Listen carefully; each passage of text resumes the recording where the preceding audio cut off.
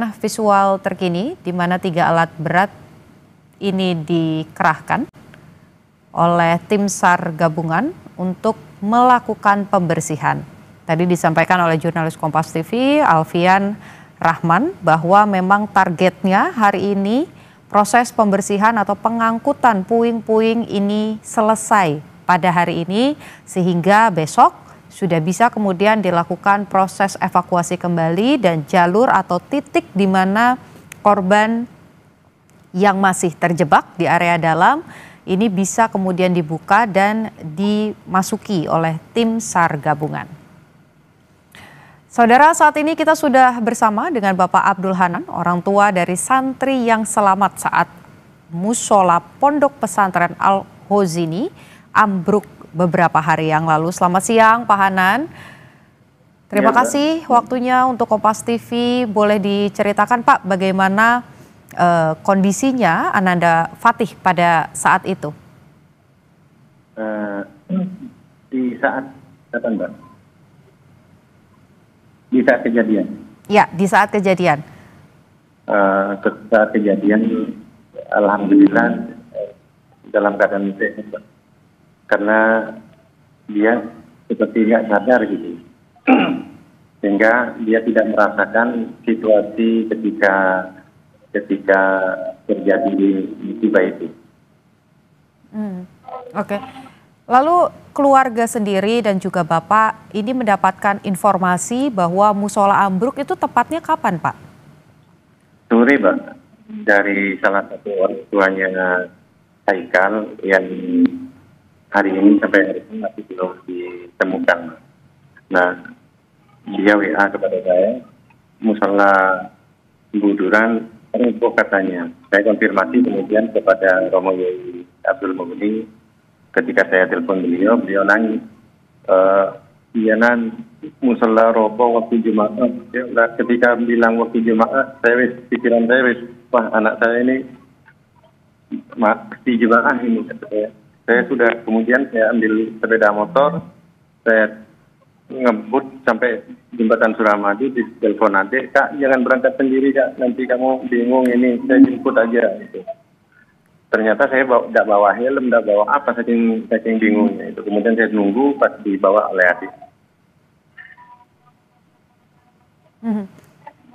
Tapi kalau kita boleh ketahui Pak, di pondok pesantren ini sendiri, Ananda Al-Fatih sudah menempuh pendidikan selama berapa tahun Pak?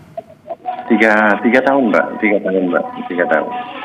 Dan selama itu belum pernah ada kejadian, apakah memang ada bangunan yang kurang bagus disampaikan oleh Ananda Al-Fatih? Enggak, selama ini baik-baik saja, karena saya juga alumni sana ya. Selama ini nggak ada pernah terjadi suatu hal yang tidak kita inginkan. Ketika Bapak datang ke lokasi atau beberapa hari juga sebelumnya, ini memang orang tua sudah mengetahui bahwa pondok pesantren ini sedang dalam proses renovasi atau pembangunan. Ada informasi ini yang Bapak dapatkan? Ya, karena kan saya sering ke sana, bahkan saya sering sholat di musola itu. Nah, selama ini ya baik-baik saja. Saya juga sering sholat di situ. Ya memang dibangun baru, Oke, kita sudah mendapatkan kabar baik begitu ya Pak. Ananda Al-Fatih sudah kembali bersama keluarga dalam kondisi yang selamat juga.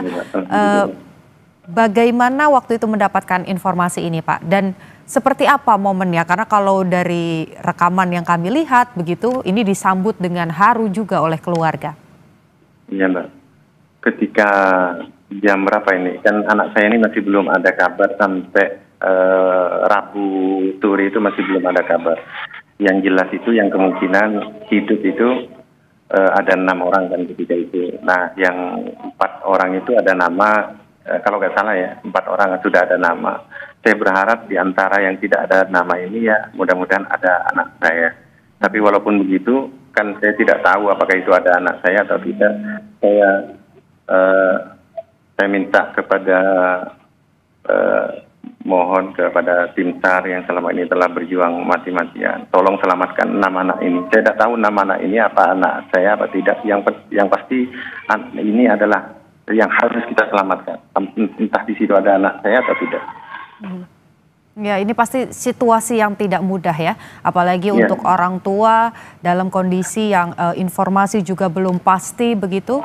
Tapi kalau lihat kondisinya Ananda Al-Fatih sekarang Pak, bagaimana? Apakah masih ada ketakutan atau sudah bisa beraktivitas seperti biasa Pak?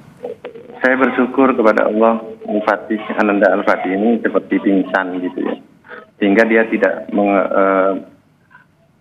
tidak ingat dengan apa-apa kejadian-kejadian. Jadi dia waktu sholat itu dia tertidur, Pak. Jadi dia nunggu jemaah itu. Dia nunggu jemaah karena belum tidak ada kiai hingga lama ya untuk berjamaah sampai tertidur. Nah bahkan ketika teman-temannya sholat dia masih tertidur. Nah dia baru bangun ketika rame-rame ketika roboh itu. Nah dia ikut lari tapi kemudian tersenggol gitu ya karena nanti anak-anak ya tersenggol kemudian dia jatuh. Nah jatuhnya ini pingsan sudah, dia tidak tahu apa-apa.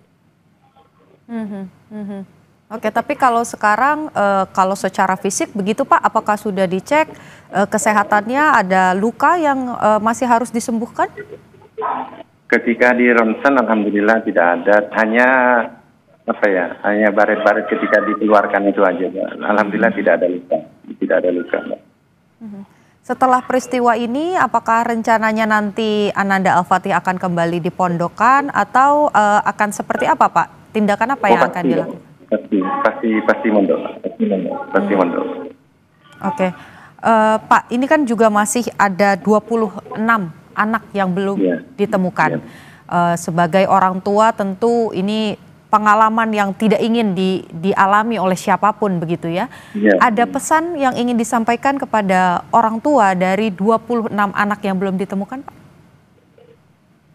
Ketika situasi kita tidak punya daya upaya, kita bertawakal kepada Allah, serahkan kepada Allah Subhanahu wa Ta'ala.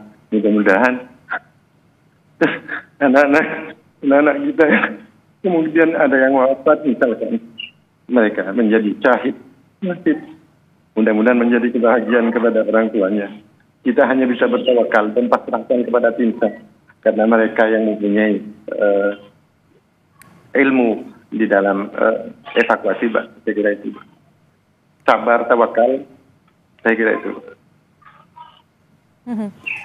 Tentu pesannya, harapannya bagi orang tua ketika mengirimkan anaknya ke pondok pesantren ini mendapatkan pelajaran pendidikan agama, kemudian juga dijaga dengan kondisi yang baik. Dengan adanya peristiwa ini Pak, dan juga tragedi ini yang bisa dibilang mungkin merenggut harapan-harapan tersebut begitu ya.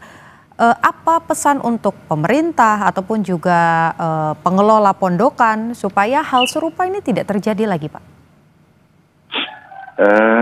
Bagi saya ya karena ini adalah suatu, kalau Romo Yai kan tidak tahu apa-apa tentang bangunan. Beliau hanya ya seperti kami tidak tahu apa-apa tentang pembangunan itu. Yang paling tidak ya nanti siapapun yang dipasrahkan misalkan pembangunan ya, kalau misalkan yang di luar rame-rame itu yang depannya misalkan ya bisa menggandeng konsultan dan lain sebagainya. Karena yang saya tahu beberapa konsultannya ya kayaknya sudah wafat. Dan saya kira hanya itu Pak. Dan selama ini saya tidak pernah ada apa-apa di Buduan, hanya kali ini Pak. Baik, kita harapkan apapun proses yang nanti akan dilakukan, tentu ini bisa tetap menjaga keamanan dari anak-anak dan tentu saja dalam waktu dekat 26 anak yang sampai dengan saat ini belum ditemukan, ini lekas bisa dievakuasi dan juga dikembalikan kepada keluarga.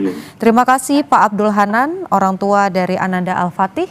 Kami dari Kompas TV ikut senang karena Ananda Al-Fatih sudah kembali bersama dengan keluarga. Semoga tidak ada luka ataupun trauma yang dihadapi. Dan juga keluarga terus dalam kondisi yang sehat ya Pak ya.